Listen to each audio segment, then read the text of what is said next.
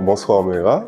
Bonsoir. Merci de nous accorder cette interview qui fait justement suite à ton élection à Miss France 2025.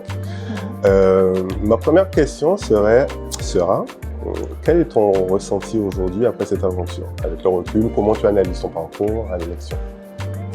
Alors, mon ressenti après mon aventure, pour moi, j'ai passé une très belle aventure. Que ce soit lors du voyage d'intégration qui m'a beaucoup plu parce que la Côte d'Ivoire c'était une destination que je rêvais de faire, ou que ce soit lors des préparations du show à Poitiers, les répétitions, etc. Et surtout, lorsque je repense au jour J, au jour du Prime, je suis très très fière de mon parcours parce que j'étais à l'aise sur scène et je me suis donnée à fond et surtout je me suis amusée. Tu as parlé de la Côte d'Ivoire. Quel a été le moment le plus marquant de l'aventure Miss France? C'était notre visite à la case aux enfants. Donc voilà, on va dire, c'est un centre d'accueil qui a été mis en place par la première dame de Côte d'Ivoire, Dominique Ouattara. C'est un centre d'accueil qui, du coup, offre la possibilité à plusieurs enfants ivoiriens qui manquent de moyens d'être logés, nourris, et surtout de recevoir beaucoup d'amour de la part d'une équipe encadrante. On a été vraiment très très bien reçus et les enfants ont partagé un bout d'eux, de leur histoire et de leur quotidien avec nous.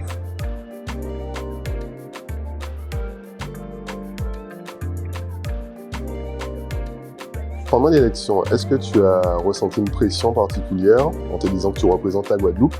Est-ce que tu as pensé à tes proches? Est-ce que tu as pensé au public guadeloupéen, les gens qui te soutenaient et tout? Une petite pression, oui, mais pas au point de stresser ou vraiment de ne pas être bien. J'ai la pression quand même de l'écharpe Guadeloupe, voilà, qui a un certain poids.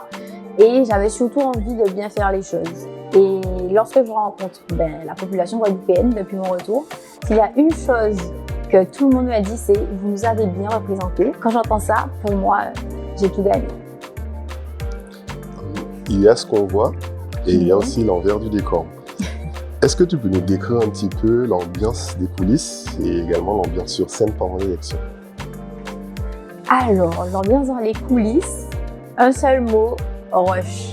Voilà, tout le monde est à la course. En fait, ça passe, c'est tellement long pour un téléspectateur, mais nous, en coulisses et en interne, c'est très très court. Entre les tableaux, on doit courir, se déshabiller, se coiffer, se faire retoucher au niveau du make-up, se faire épingler les écharpes, etc. Donc, je dirais ça. Mais c'est surtout le côté rush que je retiens. Je ne me dis pas forcément que c'était stressant ou pas du tout. C'est juste rapide. Et c'est trop rapide du coup, quand on le vit. Malheureusement. Si tu devais changer une chose dans ton parcours, ce serait quoi? Rien du tout. Rien du tout. Dans ta préparation, est-ce qu'il y a quelque chose que tu aurais aimé faire différemment, peut-être? Non.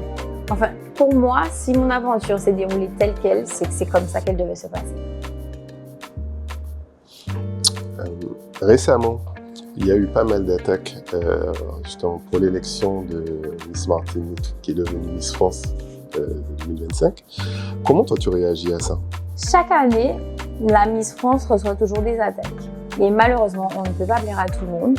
C'est le jeu et je pense qu'il faut surtout tirer que le positif et ne pas s'attarder sur les commentaires négatifs.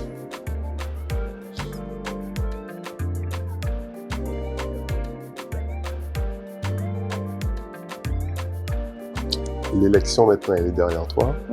Comment ça se passe l'après Miss France? L'après Miss France, c'est un retour à la réalité. C'est retour en Guadeloupe, on s'est retrouvé ses proches, retrouver son travail pour ma part et surtout préparer la suite de mon année de règne en tant que Miss Guadeloupe. Et dans quelques mois, c'est préparer la nouvelle vie d'une Guadeloupéenne. Ben justement, est-ce que cette expérience va influencer pour toi ton futur professionnel ou même personnel? Est-ce qu'il y a des opportunités qui se sont déjà présentées à toi dans ce cadre-là? Mon élection en tant que Miss Guadeloupe 2024 influencera toujours ma vie, je pense. Parce que je suis Miss peut-être une année, mais je serai toujours Miss. Donc, on va dire que c'est une école de la vie qui m'a beaucoup appris et qui, du coup, influencera toujours un peu la personne que je suis et que je deviens. Mais au niveau de tout ce qui est opportunités professionnelles, personnelles, on va dire qu'il faut que je jauge un peu les opportunités que j'ai envie de saisir. Tu nous avais parlé la première fois quand on s'était rencontrés, des causes qui te tenaient vraiment à cœur, Oui. Justement notamment l'électronisme et l'action numérique. Ouais. Est-ce que tu vas toujours t'engager pour ces causes-là aujourd'hui? Oui, toujours. Alors, j'y suis engagée quotidiennement à travers mon travail, mais j'aimerais quand même, en dehors de mon travail, mais avec mon écharpe de Miss Guadeloupe, organiser des actions autour de cette cause. Tu es Miss, tu étais dans les médias, dans le digital. Est-ce que tu as encore envie de rester dans ce domaine-là ou peut-être que tu as envie d'aller vers de la mode ou peut-être une autre voie? Alors, je pense qu'on peut allier les deux domaines, mais j'aimerais toujours évoluer dans mon domaine de prédilection. Mais si j'ai des opportunités dans la mode, ça me plairait vraiment beaucoup.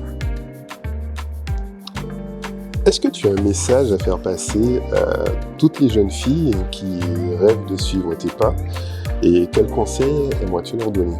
J'ai envie de leur dire d'y aller et surtout d'oser parce que je pense que c'est ce qui me manquait. Ce petit truc qui me disait, qui m'ont permis de m'inspirer de moi-même et au final, je ne regrette pas du tout de vivre cette belle aventure et je pense que, comme je l'ai si bien dit, c'était mon destin. Si on se retrouve dans 5 ans, est-ce que tu imagines déjà où tu seras et comment imagines-tu cet avenir à moyen, long terme pour Nice? Alors, honnêtement, on va dire que depuis le 26 juin 2024, je vis un peu au jour le jour. Donc, pour l'instant, je n'ai pas forcément de projet. Je ne sais pas trop où je serai dans 5 ans, mais j'espère surtout être heureuse et en phase avec ma vie professionnelle. Je crois qu'on a terminé. On te félicite encore pour ton beau parcours et puis on espère te revoir très très prochainement pour que tu nous donnes des nouvelles sur ce que tu fais et peut-être nous parler des causes qui te tiennent justement à cœur. À très bientôt. À bientôt. Merci beaucoup.